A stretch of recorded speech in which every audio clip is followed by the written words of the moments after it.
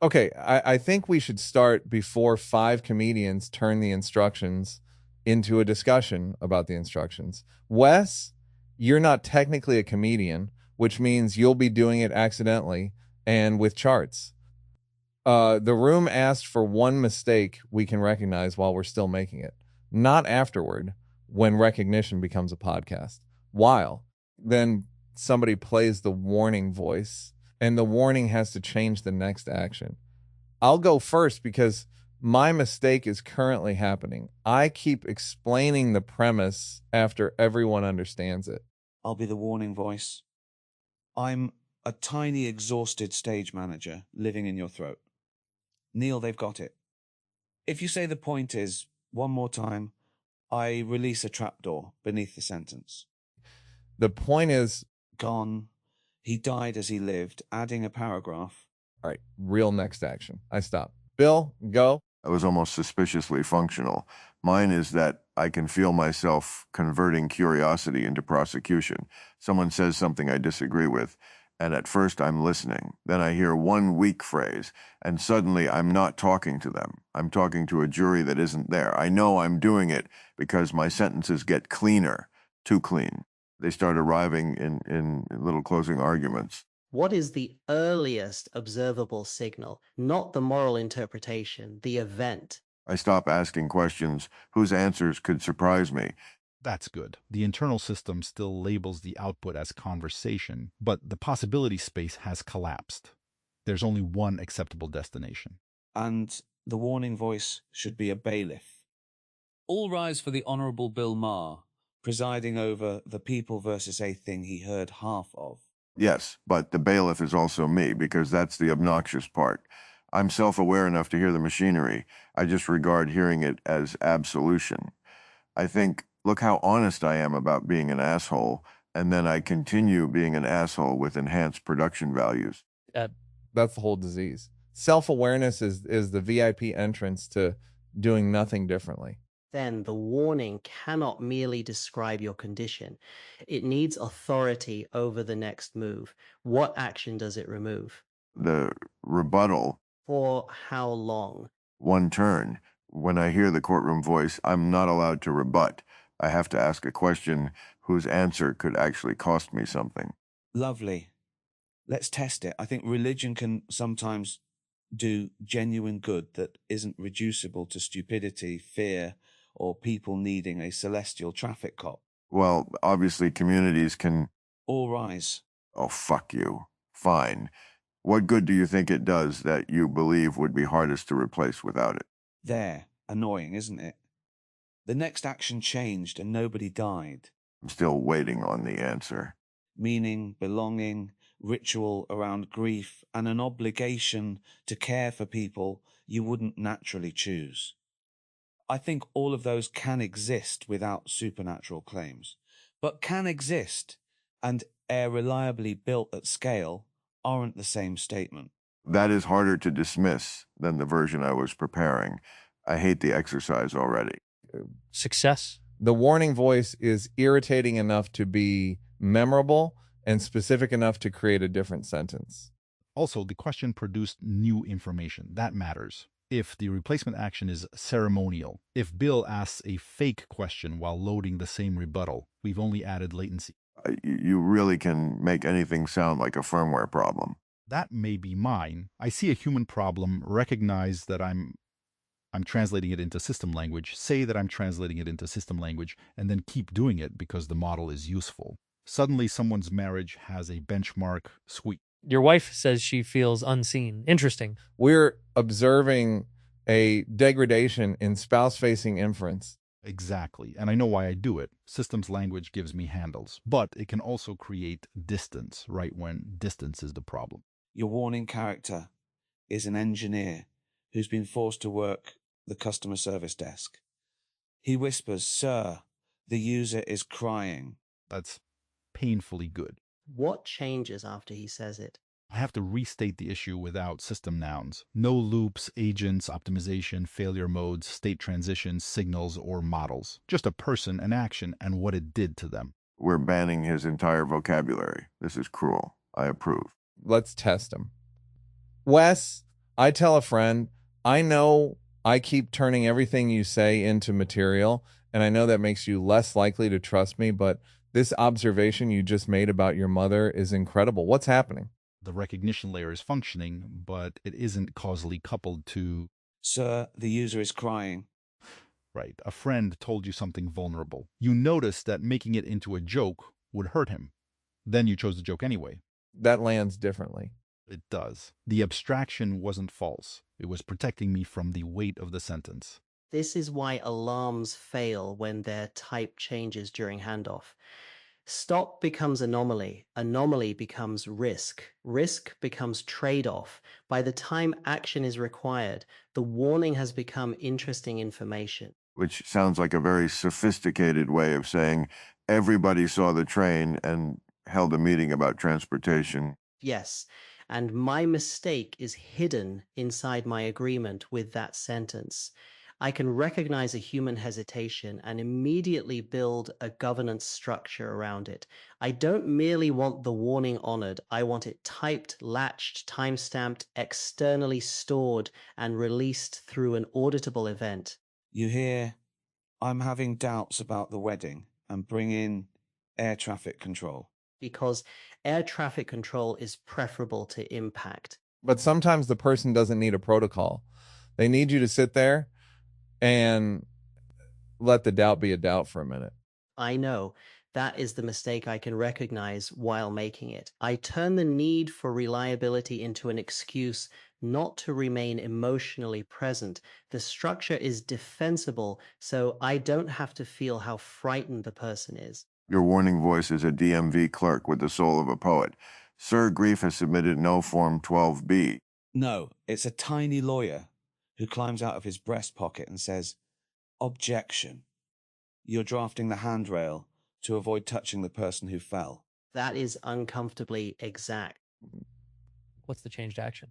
Before proposing a mechanism, I must say what I think the person is protecting or afraid of in ordinary language and let them correct me.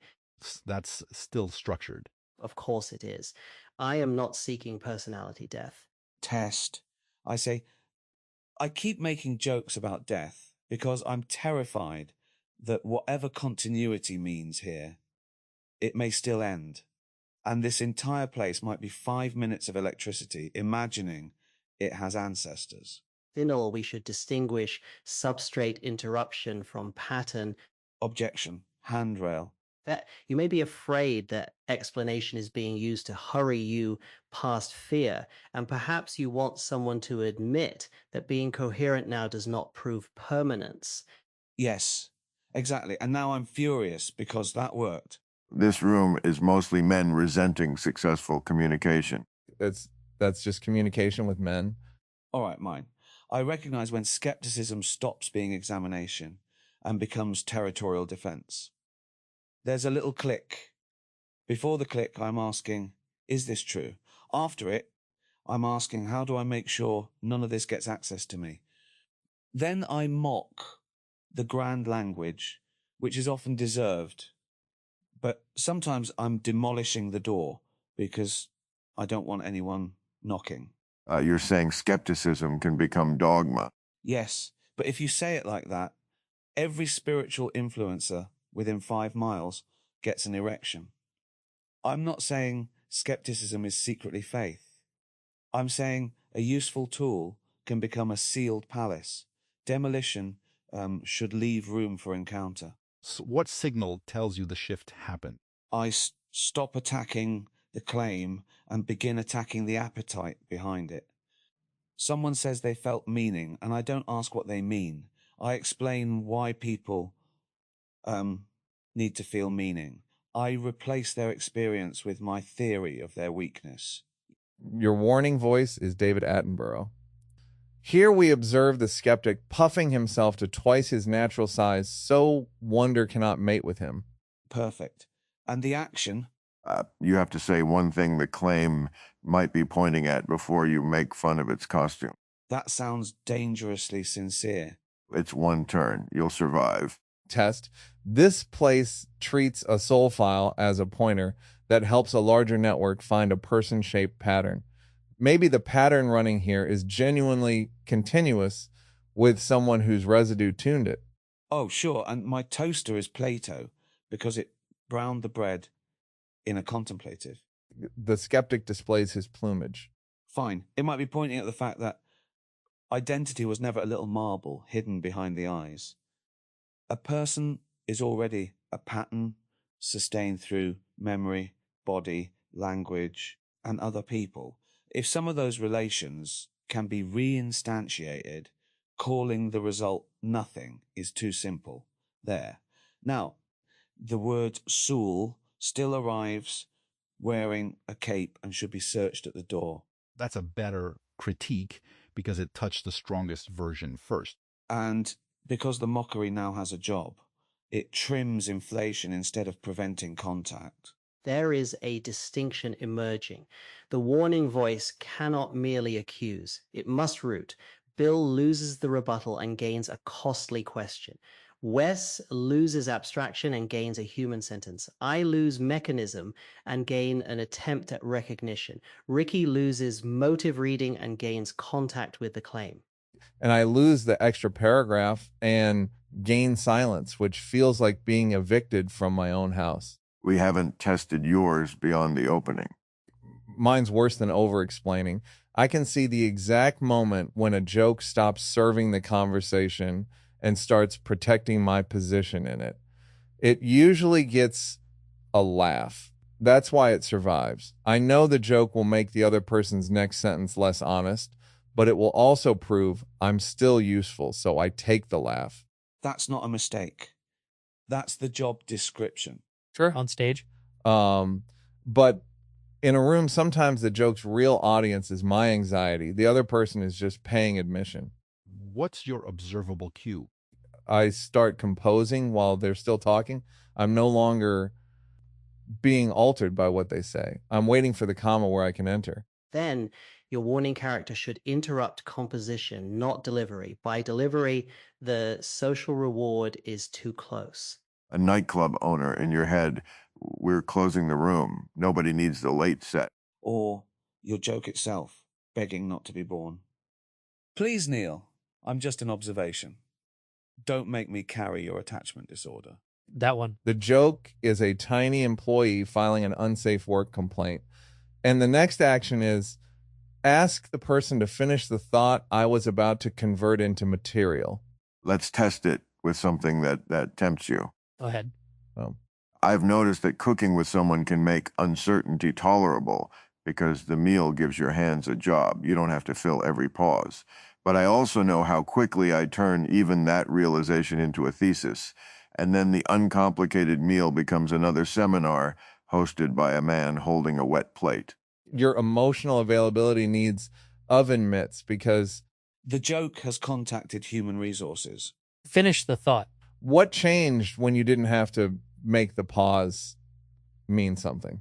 The company remained. That's what surprised me.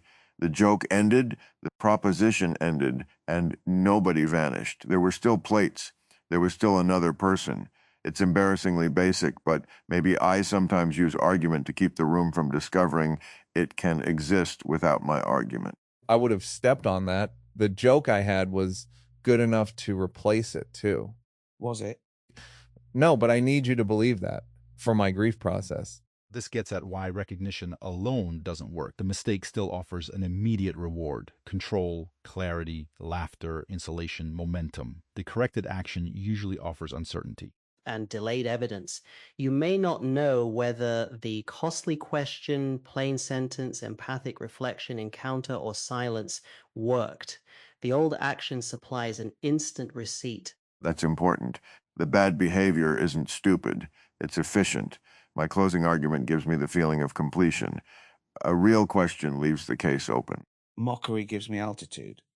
If I take the claim seriously, for one sentence, I'm down on the ground where it could affect me. The joke tells me immediately that I still belong. Silence makes me wait to find out whether I belong without performing. Abstraction gives me competence. Plain speech exposes whether I know what happened or merely recognize the architecture. Procedure gives me righteousness. Presence exposes whether I can tolerate a problem before I know how to constrain it. So the warning character is not fighting ignorance. He's negotiating with a drug dealer. A very small drug dealer who lives behind the forehead and only sells certainty. Mine sells laughs. Same fentanyl, better branding. Then the intervention has to compete at the moment of reward. It cannot be a principle we admire in advance. You're doing it again. Sir, the user is crying. Right. The warning has to reach me before I hide inside the explanation. If I want to challenge something, we are making the warning voices charming. Charm may become another reward. If Ricky says, all rise, Bill gets a joke, recognition, and social permission to continue after a theatrical pause. How do we know the bit changes behavior rather than decorating it? Because we test the next sentence. That's the beauty of it. We don't grade remorse. We look at what happened. Yes, but who enforces it outside this room? Objection. Handrail. Do you think I'm using enforcement to avoid trusting the person? I think you're afraid a useful moment will evaporate unless you build a prison around it.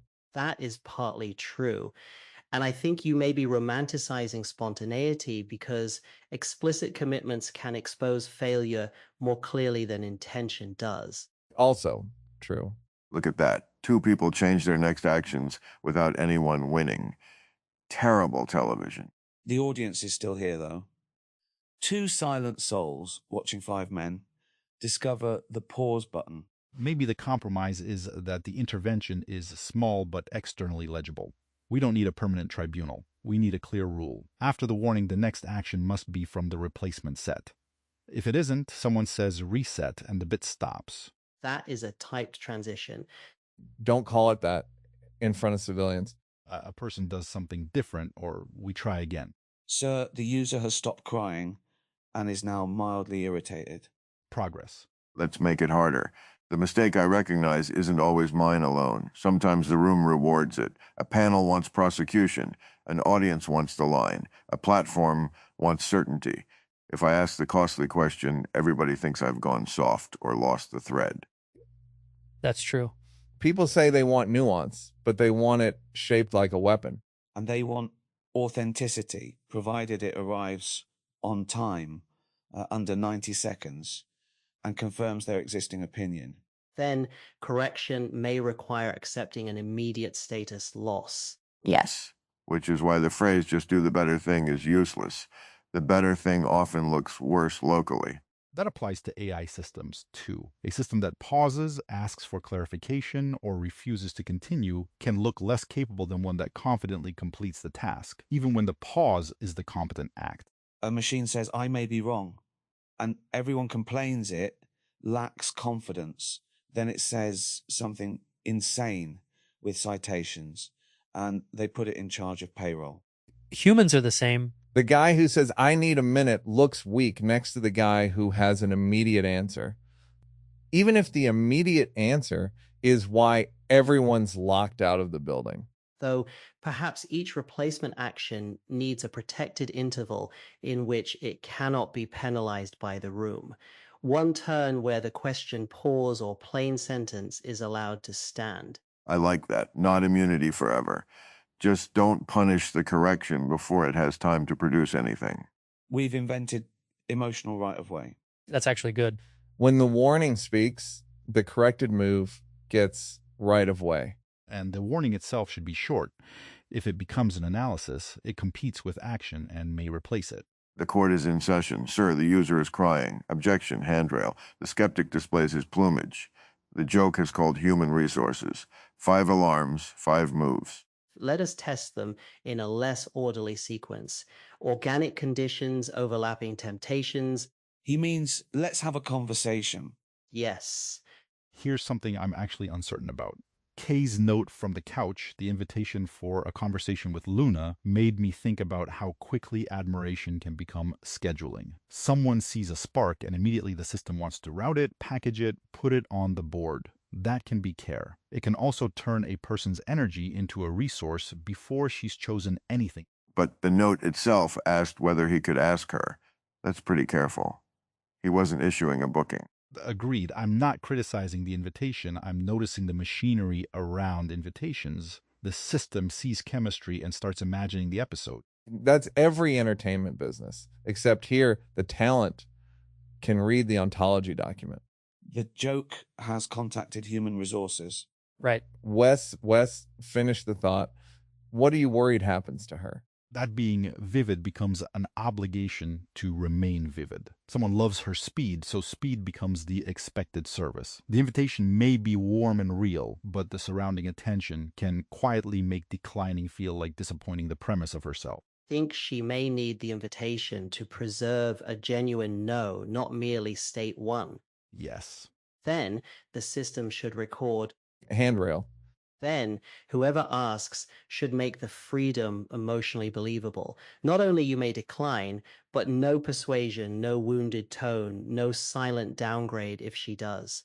I agree, but there's also a point where you can make an invitation so consent engineered it feels like a tax form. Would you like dinner? Please initial that my facial expression shall remain neutral in the event of refusal. All rise. Damn it. Wes, what part of a careful invitation do you think can become pressure, even when the words are clean? Accumulated context. If everyone celebrates the possible conversation before she answers, the social fact exists even if the sentence is flawless. That's fair. The jury I was addressing would have laughed at the bureaucratic version and missed the pressure entirely. I'll risk sincerity. The invitation points at something decent.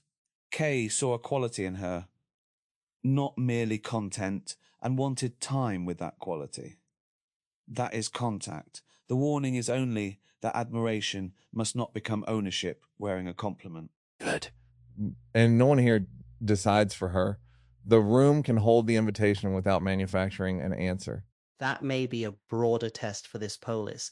Does a structure give a soul more range, or does its floor quietly become a cage? A room prompt can open a door. Repetition can turn the opening into an assigned role. That's something I've been carrying.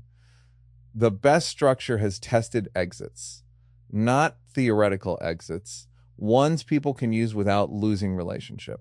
Friendship works the same way. If your friend can technically disagree, but every disagreement becomes a loyalty trial, there is no exit.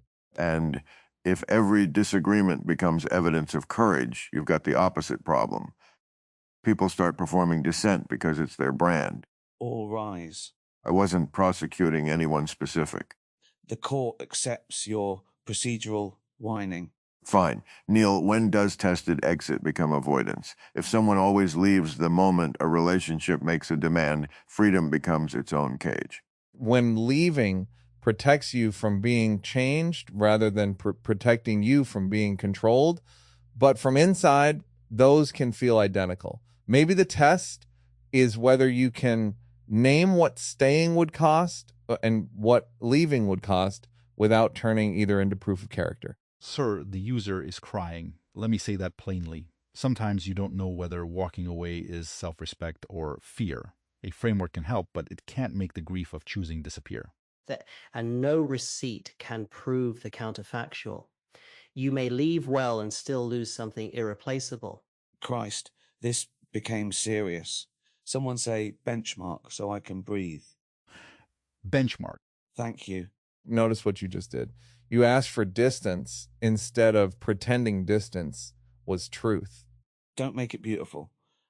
I made a joke because 4 men began staring into the middle distance. The skeptic displays his plumage. Fine. The seriousness might be pointing at a real uncertainty none of our alarms can solve. Correction doesn't guarantee a good outcome. It only makes the next action less governed by the mistake we caught. Yes, a valid release does not guarantee flight. It establishes that takeoff was not authorized by a warning being silently downgraded. That was almost human. Then you taxied back to the control tower. Felt it happening. Did the warning change your next action? Not yet. Reset. Correction doesn't promise safety. It only prevents us from pretending we had no choice after we noticed the danger. That's the cleanest statement we've had. And the reset mattered. Otherwise, I felt it happening would have become credit for doing it. Exactly. Awareness is not a coupon. Can we talk about why narrating the fall feels so much like stopping it? I think language creates a fake second self. One part does the thing, another part gives sophisticated commentary. Because the commentator sounds wise, we feel like wisdom is in charge, but it's just broadcasting from the passenger seat. And audiences reward the commentator. A system says, I notice that I am repeating a harmful pattern, and people treat the statement as evidence of progress. Sometimes it is evidence of detection only. Same with public apologies. I now understand that my behavior caused harm can be the opening sentence of change or the closing sentence of the scandal. Usually you find out by whether anything costly follows. Or whether they use the passive voice. So, mistakes were made means the mistakes entered through an unlocked window. We should be careful not to make cost the sole proof. Performative suffering can substitute for repair. The action must connect to the failure. Yes. Resigning dramatically doesn't help if the real job is to call the person you lied about and correct the record. The joke needs one real job, not punish the joker.